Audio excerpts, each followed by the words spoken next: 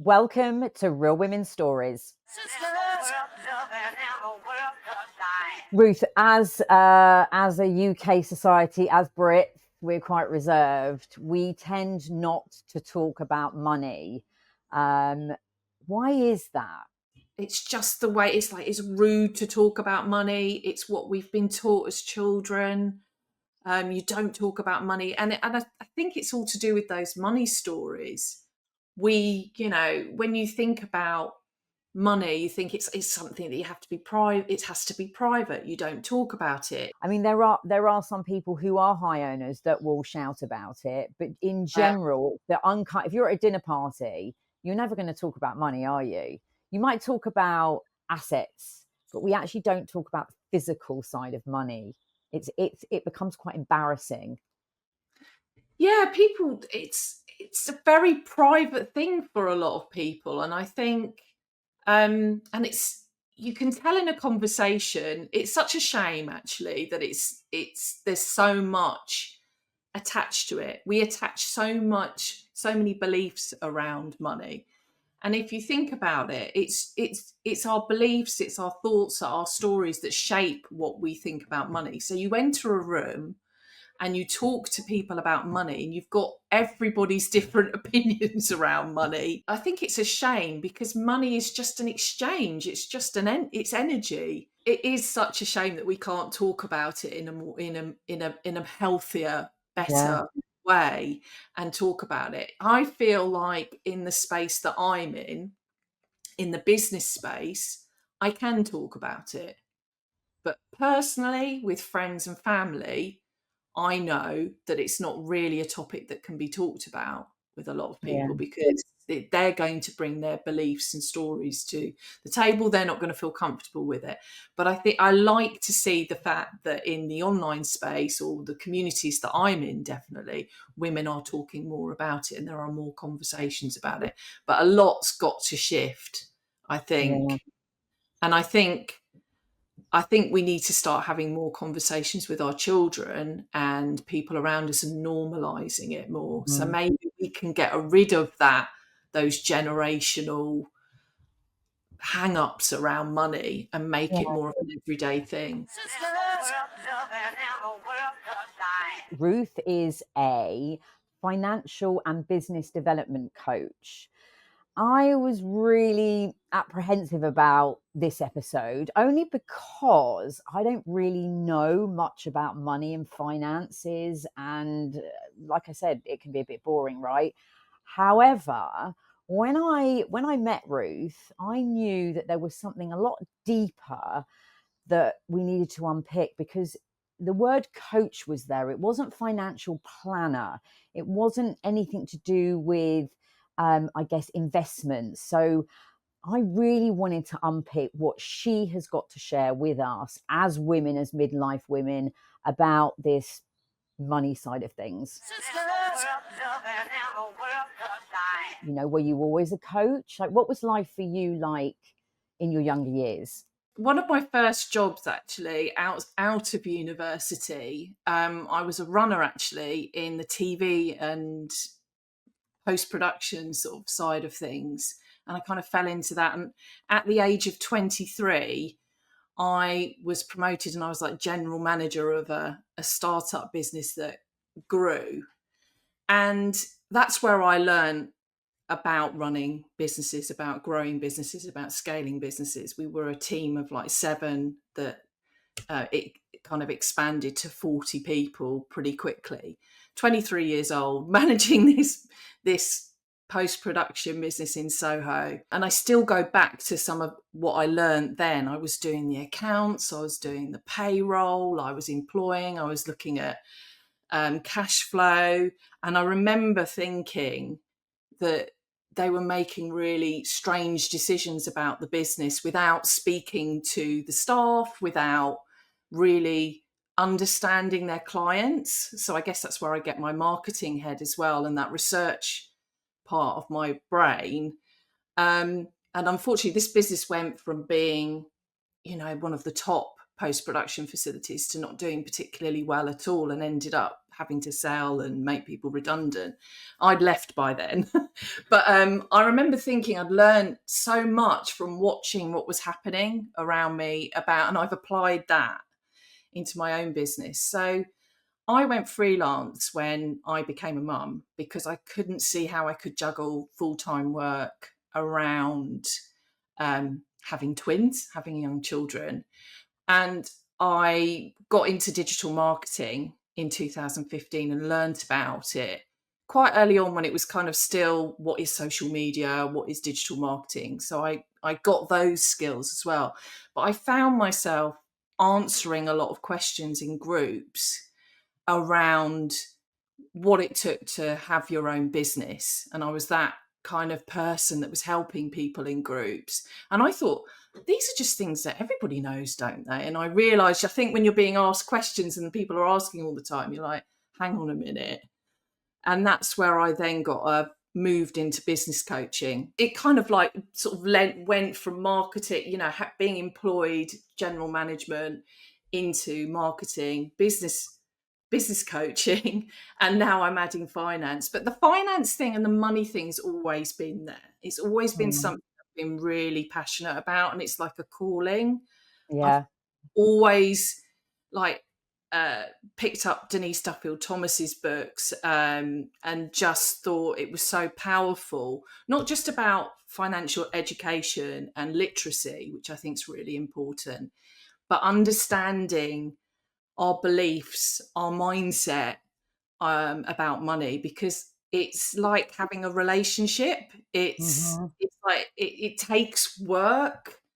There are lots of things that are going on that affect the choices that we make. So it's not just about spreadsheets and budgeting.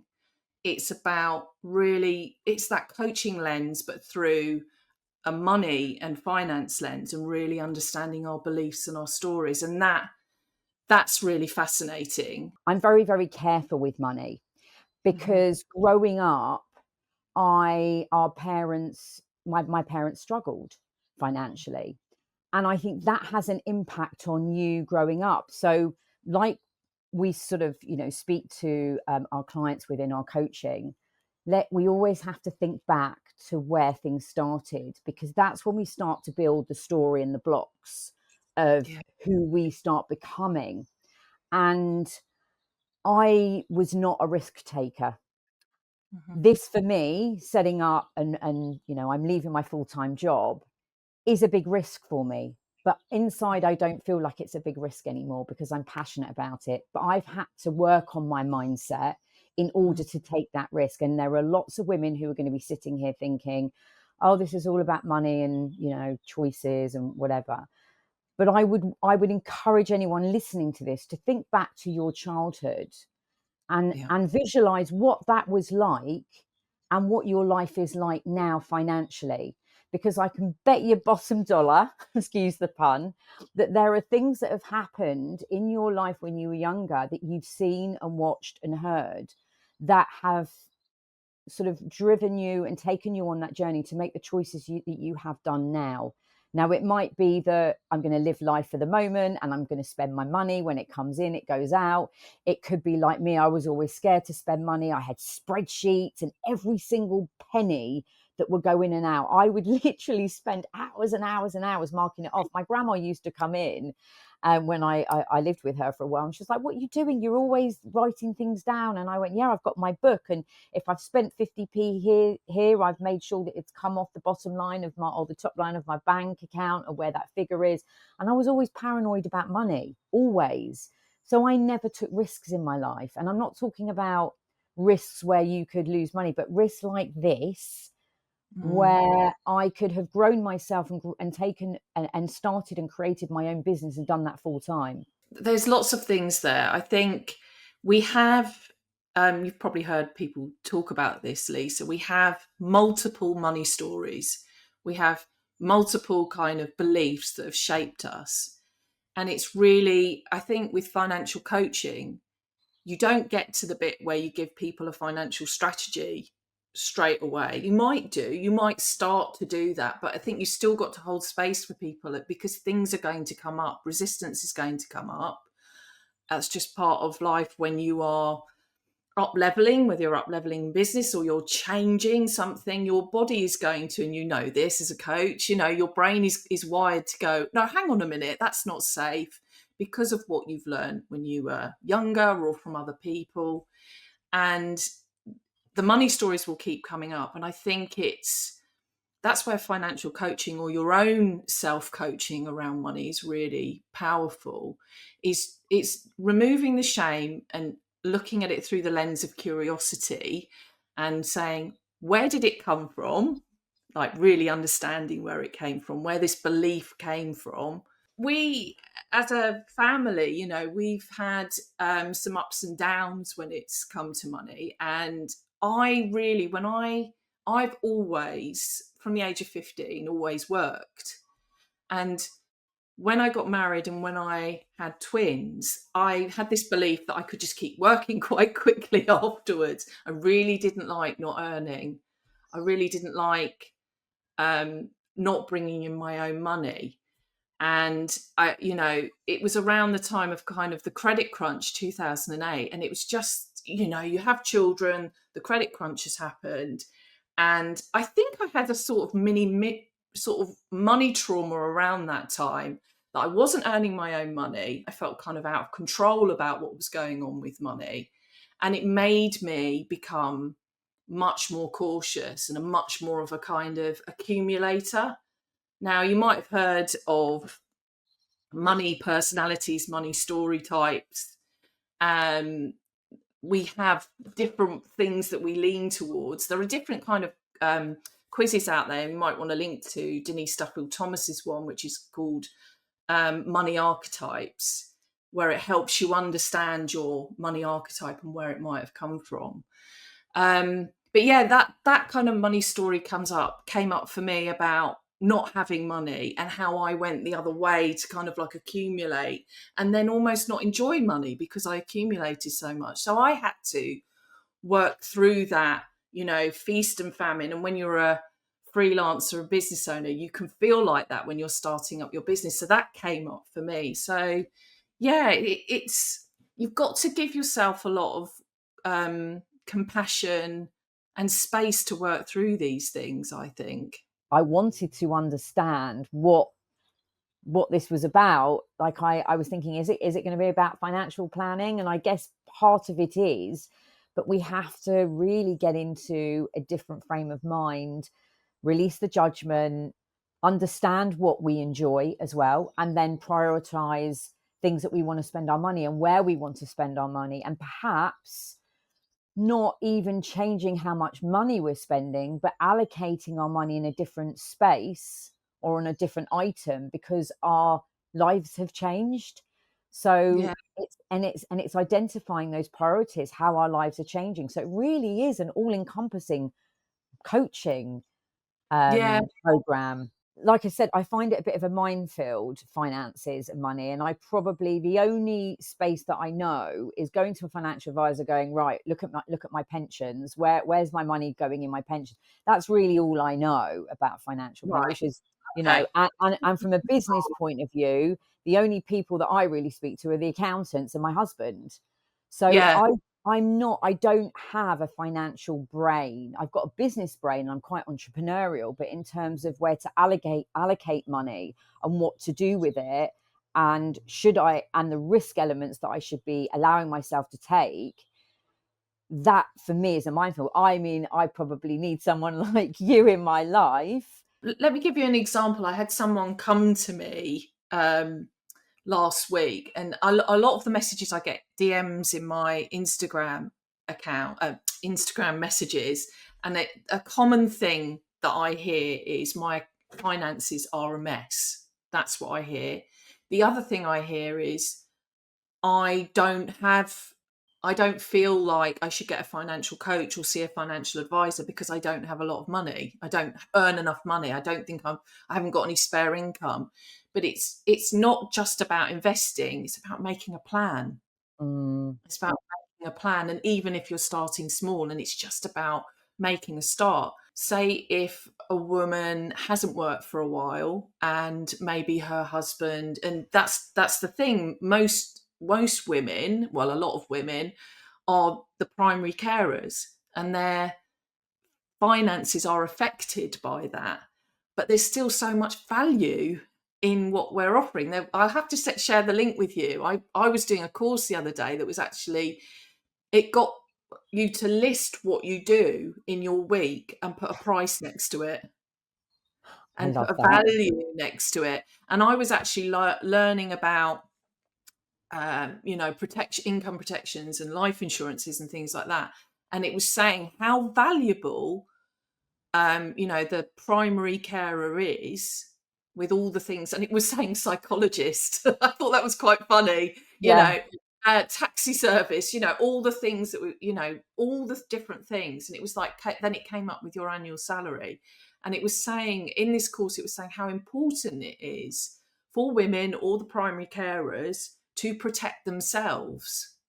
But I think if we don't attach a value to what we're doing, we don't think our voices need to be heard or we need to play a role in that. And I think that's why it's all connected, isn't it? Everything is Yeah. connected. All our beliefs are connected again to money. 100%. Yeah. I think every woman should actually do that.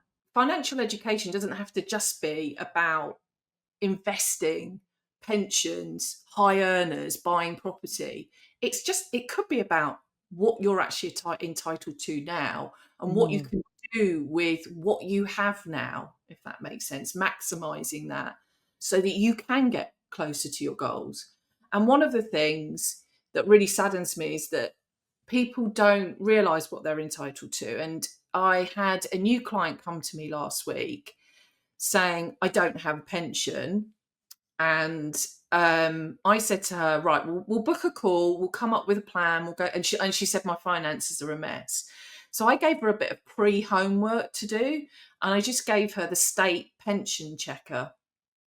And she was missing 17 years of her national insurance contributions towards her state pension. And this is the thing for business owners. Even though they might have an accountant, if you're a freelancer, you don't automatically start paying national insurance. So she'd been missing out on paying Right. towards her state pension and didn't have a private pension, a personal pension either. And I want people, I want women, I want people, I want families to protect their futures. That's a big mission of mine. Yeah. And so for your listeners, go and check your state pension contributions. It's on the Gov UK website, and it will tell you what you will get as a pension, and what you want to aiming for is get the maximum amount. And if you're a self-employed, you have your own business, then please make sure that you are paying your national insurance. Mm. Speak to your accountant, get some help. It doesn't automatically happen like it does when Yeah. you're working for someone who's employed. That's so interesting because I didn't actually know that. One thing I was thinking about before I was speaking to you was I had a conversation with one of my daughters. We basically said, and people may or may not think this is a good idea, but from the age of 21, they can live in the house, but they need to put £500 away a month from their salary into an ISA or into some kind of fund where they can earn money in order to save for a deposit for a house in the Mm-hmm. future. Because gone are the days where it took us 2 or 3 years. It's now 10, 15 years to save for a deposit for a house. And we know what house prices are doing and the economy is doing. Uh-huh. And her friend, she was talking about it at work, and these girls are all on the same amount of money. And so my daughter went, oh yeah, I had to fill out this form and now I'm putting money into this account. And the other girl went, I looked and was like, oh, all right, like what, you've got loads of money? And she was like, I haven't. I'm earning the same amount of money as you. Oh, I think it was because she said she was talking to a financial advisor or planner. And so their interpretation of what she was saying was that she was trying to be egotistical about actually doing something quite practical that we're advising her to do. Now, isn't that interesting that other parents aren't speaking to their kids in the same way that I am? I want to make sure that my kids are financially stable, because Mm. I just thought it's so daunting for these kids. I know we're talking about it now as midlife women, but we should be educating our younger children and trying to help them understand and put money away, so they don't have this big kind of overwhelming stress of what am I going to do? How am I going to live my life? How am I going to buy a house? So I think this coaching is not just for women. I think it's also for women to talk to their children about and help their kids. Yeah. What was their response? Did you get their buy-in? Were they up for We that? Putting were a bit that money what we were away? a bit yeah, we were a bit worried, sorry, in the beginning, because we thought there might be a bit of pushback Mm. on, well, I'll just go and rent then. And we did have a conversation at one point and said, okay, well, if you go and rent, see how much it's going to cost you. And then Mm. there was a comment of, well, we've got friends that live in their parents' houses and they don't make them pay, towards it. And I said, well, this is for your future. I'm not taking your money. I'm Mm. giving you the freedom and the accessibility. And by the way, it isn't until they're 21. So I said, from the ages of 18 to 21, go out, knock yourself out. If you're earning money, enjoy your money, do whatever you want to do with your money, have fun. Because I think it's really important for them to go and have fun. But 21 was an age where I just kind of thought they need to start putting money away into an account for their future. Because rather than them having this big wake up call at 25, 26, when we know that a child's brain is not an adult until they're 25, it's scientific fact. That's when they'll go, shit, I'm 25 now, I need to buy a house. You just lost 4 years of saving. Yeah. So I kind of had those conversations with them, and it didn't, it started when my eldest was 18 and my youngest was at the time 16. So it's been a conversation that we've been having for a few years. It didn't just happen at 21, right? You've got to start paying for this. I wanted them to get their heads around, this is what we were thinking of, and getting them to look at the bigger picture. Well, if you move out, how much money would you be spending? Well, we're giving you a roof over. You don't have to pay for food. You don't have to pay for bills. You just need to put money away for yourself each month in order to maintain, living in our house whilst we're supporting you. Yeah, it's interesting. I've got so many questions, Lisa. I'm like, why not earlier than 21?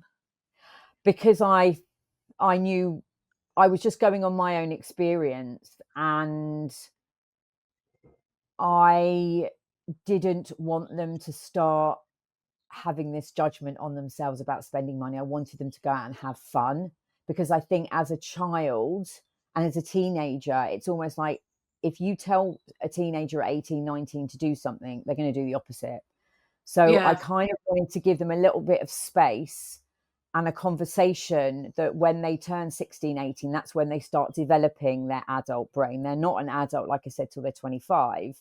But I thought that if we start having the conversations, and I, as a mum, I work hard. I wanted to instill these values and ethics, and in them, that it's important for them.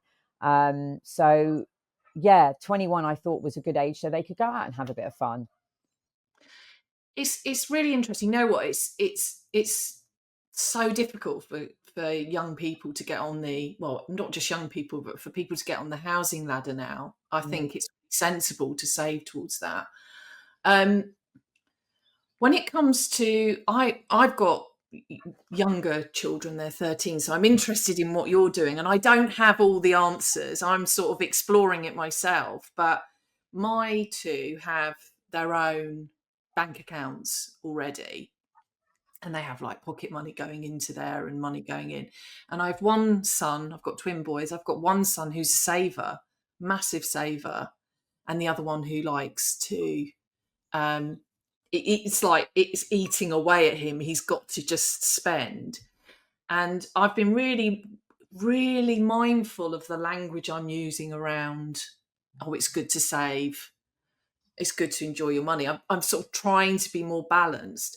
And I think where I get to is just like it being more intentional, really think about, how are you going to, what is there something you want? Do you want a new iPhone? Do you want to save towards that? kind of a bit of a balance of enjoying your money, but sort of thinking ahead. And they've also been saving into premium bonds as well. And Okay. we've been talking to them about the return you get on them. And we've got a spreadsheet and we show them what they get back. And that gets them to think about their money's working for them.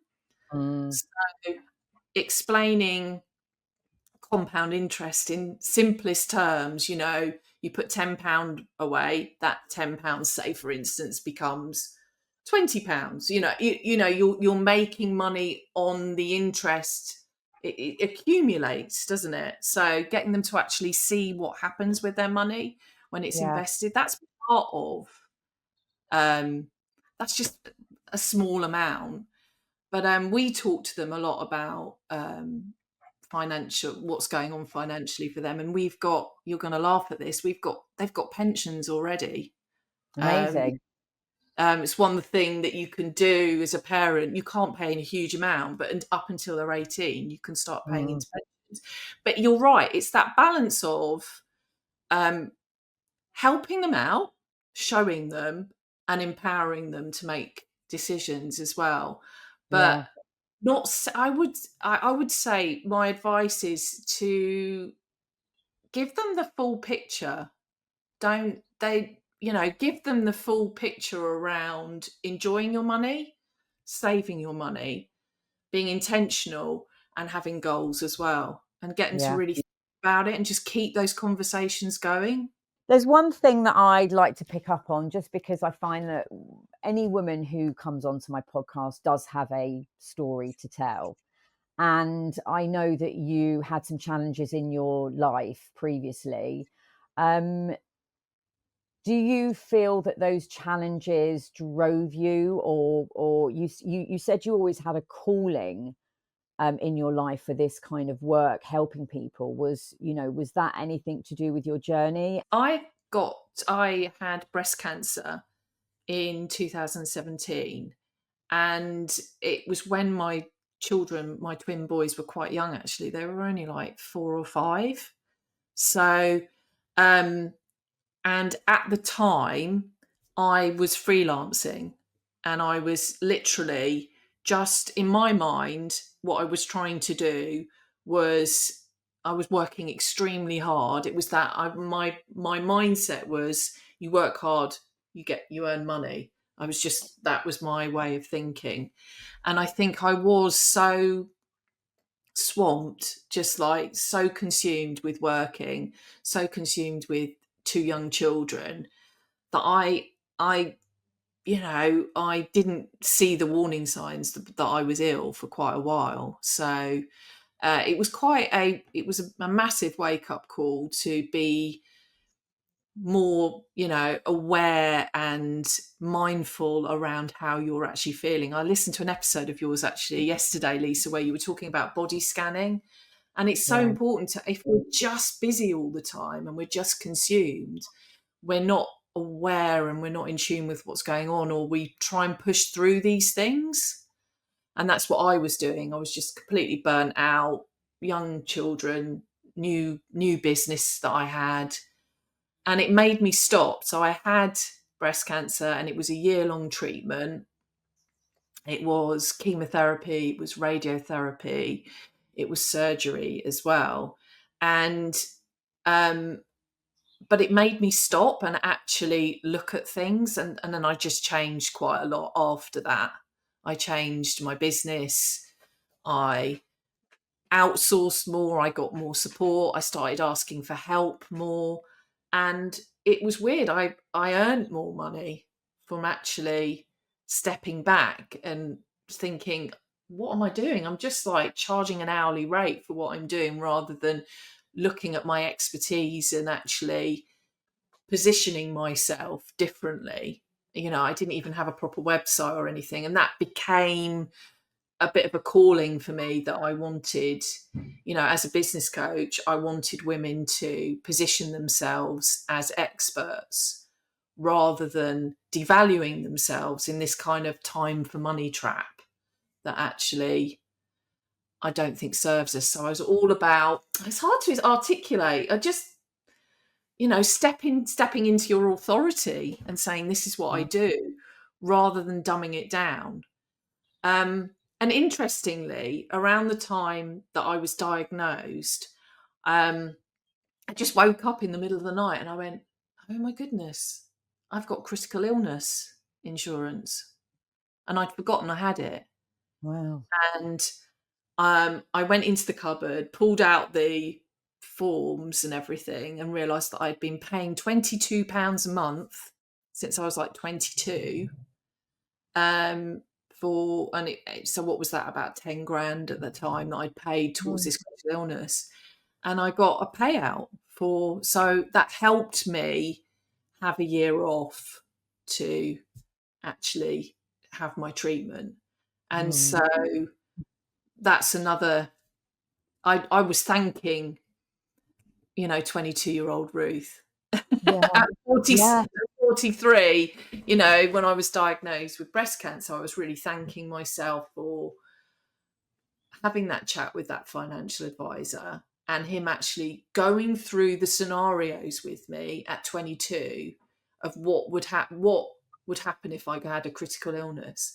And I was like, oh, I just live with my mum and dad. And he said, at 45, you'd want to live with your mum and dad? Well, they would be this age. He went through the different scenarios with me and got me to think ahead. And he said, we're talking about £22 a month here. And I got life insurance and I got critical illness. And I don't, as a financial coach, that's not something that I don't say, how take this critical illness or do this. Sure. That's what a financial advisor or financial planner does. But my message would be that it's better to get these things when you're well and you're healthy, because you just don't know. We insure our homes, we insure our cars, we insure so many different things, and we don't insure ourselves. We don't protect ourselves. So a huge amount of the population don't protect themselves. And you've been through that as a family as well. How much that can affect a family. A lot of the times we listen to stories, and unfortunately there are a lot of women now, I don't know what the ratio is of women having breast cancer and having a critical illness, but you completely turned it around. Like what you've just said, the way you talk about it was like, it got me to slow down. It got me to reevaluate and actually realize that the life and the pace that I was going at wasn't serving me anymore. And like you said, you started earning more money when you step back. Yeah. That's really important. That's important for me to hear as well, because I do go 100 miles an hour. My coach is always saying to me, Rebecca Shannon, who is amazing, you can still go at the pace you're going, but slow things down, slow your mind down and think about things at a slower pace. It doesn't mean you have to slow down in your energy levels. And we do have to reevaluate. And that body scanning coaching session I did, I think it was about eating and about, understanding mindful eating, hungry, mindful eating. But I think we should do that, and we should practice that all the time, even with our finances, because suddenly we get clarity. If we slow down and we just give ourselves some space, we then realize what we shouldn't be doing and potentially what we should be doing and what trajectory we would like to go on next.